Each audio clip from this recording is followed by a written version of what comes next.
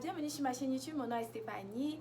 Je suis à ma troisième vidéo maintenant, je sais ça remonte il y a 3 ans ma dernière vidéo et j'ai reçu beaucoup de messages de certaines personnes qui m'encourageaient et aussi il y a des personnes qui vivent ailleurs, en Europe, même en Afrique, qui veulent un jour s'installer aux États-Unis au fait.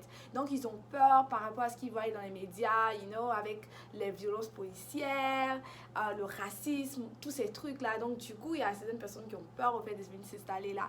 Et moi j'ai décidé de partager mon expérience encore une fois, mais là en tant que personne immigrante, parce qu'on est noir, c'est vrai, c'est la première chose qu'on voit, mais on est des immigrants aussi, parce que lorsque tu quittes même de la France, que tu sois un Européen, un blanc, un Européen ou tu es un Africain, quand tu arrives aux États-Unis, tu es immigrant, tu n'es pas américain en fait. Donc du coup, il y a le choc culturel, mais aussi il y a la réalité en tant qu'immigrant dans un pays qui n'est pas, je dirais, le nôtre, où tu n'es pas né en fait. Et voilà, pour commencer, les États-Unis, c'est 50 États, c'est 50 visions de vie. Parce que je dirais que les 50 États, chaque État a ses lois, mais il y a des lois qui sont fédérales au fait. Il y a des lois qui s'appliquent, que tous les États se doivent de respecter. Je prends un exemple, par exemple, avec le Covid. Quand le Covid a commencé, moi, l'État dans lequel je vis, c'est un État, ils ont respecté vraiment à la lettre les mesures de barrière, les mesures du genre, on n'a pas le droit de faire ça, on doit porter tout en des masques, tout était fermé. Et jusqu'à aujourd'hui, je peux dire qu'on est toujours en confinement encore. Mais par contre, il y a certains États aux États-Unis où eux, ils sont libres.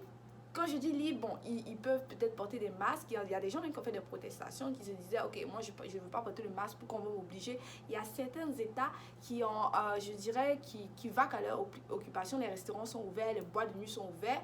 Et voilà, donc c'est pour dire que c'est différent, au fait, par rapport à l'endroit où tu te retrouves.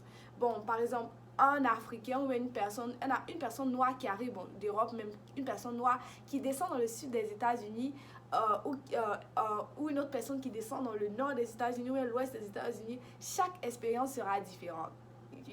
Chaque expérience sera très différente par rapport à d'autres personnes. Moi, par exemple, je vis dans l'ouest des États-Unis et dans l'ouest des États-Unis, les lois sont différentes. Bon, je dirais qu'il y a des lois qui sont encore fédérales, mais les lois sont vraiment différentes. C'est-à-dire qu'il y a beaucoup plus de lois pour aider les gens étrangers. Pour les étrangers, il y a aussi des lois pour respecter l'intégrité, parce que c'est pas parce qu'une personne n'est pas née dans un pays qui n'a pas de droit, au fait. Et voilà. Mais aussi concernant, ça dépend aussi de comme je disais, quel endroit que tu viens. Il y a des endroits aux États-Unis qui sont là, traditionnellement républicains. Les républicains, c'est la version droite en France, et les démocrates, c'est la version gauche. Et l'État où je vis, je vis dans un État, je crois, qui est gauche. Et il y a toutes sortes, il y a les extrêmes gauche et les extrêmes droite. Bon, ça dépend. Mais je peux dire que ça dépend de comme je disais, quelle place, quel endroit tu viens aux États-Unis, ou d'où tu viens, si tu tombes au Texas, ou si tu tombes en Californie. L'appréhension des gens va être très différente. Et pour continuer, pardon, les Américains sont habitués aux Noirs parce qu'il y a des Noirs américains. Les États-Unis, tout le monde sait, a été construit ici il y a l'esclavage. Ils ont un lourd passé avec l'esclavage. Je pense que les Européens aussi, les Français, par contre, aussi ont un passé esclavagiste. Les États-Unis, donc, ils sont habitués à voir les Noirs. Et le truc aux États-Unis, c'est que ici, les communautés sont déclarées.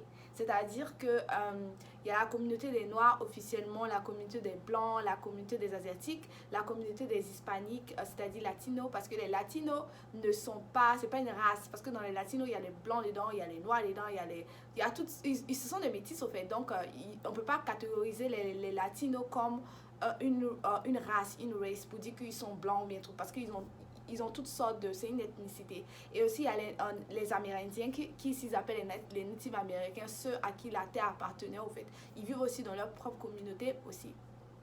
Et du coup, en tant que noir immigrant, d'abord quand tu arrives, et pour commencer, je vais parler spécialement de ceux qui viennent de l'Afrique, au fait.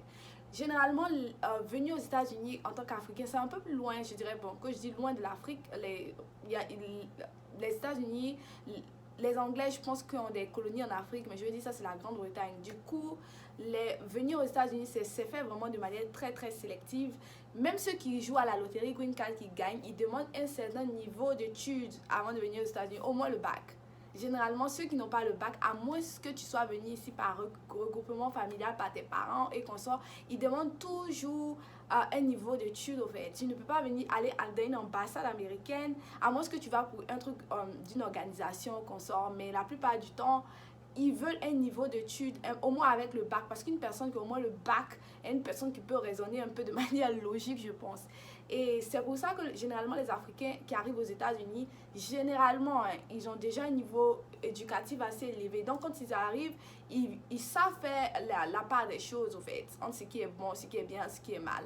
Et c'est un système, je dirais, que les États-Unis, c'est quoi? Moi, je pense qu'à mon humble avis, hein, c'est basé un peu sur plus la méritocratie. Quand je dis la méritocratie, c'est vrai que avec l'histoire de l'esclavage, il y a beaucoup d'inégalités dans les sociétés. Mais je me dis aussi qu'ils sont beaucoup plus avancés concernant les Noirs aussi. Donc, quand je dis avancé, oublie un peu les violences policières, mais dans un autre domaine. C'est-à-dire que on sait qu'en tant que Noir ici, tu dois travailler 2 fois plus dur que les Blancs, même en Europe, partout, parce que c'est pas ton continent. Mais je peux dire que les Afro-Américains, avec toute la lutte qu'ils ont eu à faire, avec l'esclavage, ils ont quand même aidé les autres Noirs qui arrivent là à avoir des opportunités, même les étrangers aussi à avoir des opportunités ici. Et en tant qu'Africain, lorsque tu arrives, le système est quoi? Si tu viens aux États-Unis, par exemple, tu es venu étudier aux États-Unis, tu es venu même retrouver tes parents et consorts, tu décides de te focaliser sur l'essentiel. Par exemple, aller à l'école ou travailler dur, tu as un objectif, tu as un but, la société américaine va te récompenser de ouf, au fait. Parce qu'ici, ils ont une autre mentalité, au fait. Dans le système français, je pense qu'on est plus dans... je sais pas, c'est un peu de ma tribu. L'américaine est différente. Ils ne sont pas dans une culture de qu'est-ce que tu as offert? Est-ce que tu es reliable? C'est-à-dire, est-ce que tu es quelqu'un qui est genre, on peut compter sur toi, tu peux faire le boulot, en fait. C'est comme ça les États-Unis. Je prends un exemple, il y a des Indiens qui sont des Noirs aussi, il y a des Noirs indiens qui sont peut-être discriminés aussi dans leur pays, qu'on les appelle les Dravadiens, mais il y en a qui viennent étudier aux États-Unis et après ils se retrouvent avec des salaires même de près de 100 000 $ l'année parce qu'ils savent ce qu'ils sont venus faire ici. C'est une société, quand tu arrives aux États-Unis, il y a certains groupes de personnes tu dois éviter de traîner avec. Et je ferai une autre vidéo sur ça, en fait, la différence entre sur les Afro-Américains et les Africains par rapport à mon expérience ici, encore une fois. Et tu dois traîner, c'est de faire les bonnes choses, en fait. D'avoir une vie sans histoire, en fait. Une fois que tu connais tes objectifs, tu vis une vie sans histoire, franchement, dans n'importe quel pays, mais je pense que les États-Unis, ils vont te récompenser. La société te ramènera, en fait. Une chose à noter aussi, c'est qu'ici, il n'y a pas, bon, la société américaine, il n'y a pas de seconde chance quand on dit réellement. Si tu viens aux États-Unis et tu décides peut-être de faire, je dirais, la drogue de manière excessive, tu prends certaines drogues, tu fais une vie vraiment débauchée, franchement, tu n'auras pas de seconde chance. Le système n'est pas basé comme ça. Tu as fait la prison aux États-Unis, ta vie, je dirais, c'est mieux de prendre tes bagages et retourner d'où tu viens. Si c'est en Afrique, retourner d'où tu viens parce que la société, même pour avoir un job, ça sera difficile. Pour avoir des prêts ici, ça sera difficile. Même pour avoir un logement, on check. Ils font des background checks, c'est-à-dire ils checkent dans ton passé pour voir si tu as eu un passé vraiment un truc et tu vas... si même les Américains en souffrent, ceux qui ont fait peut-être la prison, qui ont eu un passé vraiment criminel, le système les rejette de telle sorte qu'ils ne peuvent plus eux-mêmes s'en sortir, au fait. Et voilà quoi.